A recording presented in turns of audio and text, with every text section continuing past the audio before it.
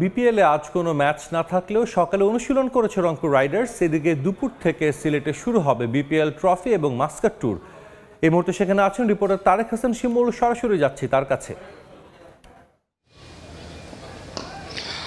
বিপিএলের সিলেট পর্বে আজকে বিরতি, কোনো ম্যাচ নেই, তবে বেশ কয়েকটি দল কিন্তু অনুশীলন করতে এসেছে। এখন কিন্তু ঢাকা ক্যাপিটালস এবং কি সিলেট স্ট্রাইকার্স গতকালই রাতে দুই দল ম্যাচ খেলেছে, তারা অনুশীলন করছে। তার আগে খুলনা টাইগার্স এবং কি রংপুর রাইডার্স অনুশীলন করে গেছে।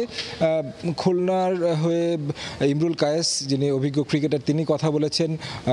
রংপুর রাইডার্সের যদি বলি মিকি আর্থার এবং কি মোহাম্মদ আশরাফুল কথা বলেছেন। দুই দলের পক্ষ থেকে কথা বললেও আসলে মূলত আলোচনায় কিন্তু আজকে তামিম ইকবাল, কারণ তামিম ইকবাল একেবারে জানিয়ে দিয়েছেন তিনি আর আন্তর্জাতিক ক্রিকেটে ফিরছেন না। ইমরুল কায়েস এবং কি আশরাফুল দুজনে আসলে মিশ্র প্রতিক্রিয়া দিয়েছেন।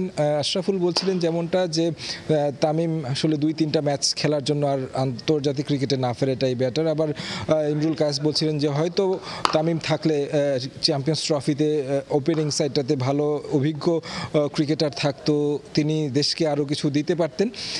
তবে এই আলোচনা আসলে চলমানই রয়েছে তামিমের এই ঘোষণার পরে। তাছাড়া সিলেটে যদি আরও কিছু কার্যক্রমের কথা বলি, যে বিপিএল চলছে, ট্রফি ট্যুরের আয়োজনের যে বিষয়টি ছিল সেটি আসলে শুরুতে করার কথা ছিল।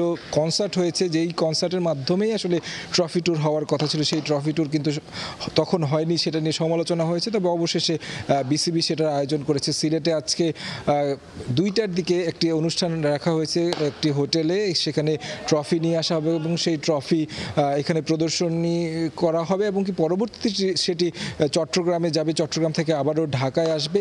তবে এখন দেখার বিষয় হচ্ছে এই ট্রফি ট্যুরের আয়োজন দিয়ে কতটুকু সাড়া ফেলতে পারে বিসিবি, যেটা আসলে শুরুতেই করার কথা, কারণ এই মধ্য বিপিএলের মধ্যে এসে কিন্তু এটা আয়োজন করা হয়েছে। সব মিলিয়ে বলা চলে যে বিসিবি আসলে চাইছে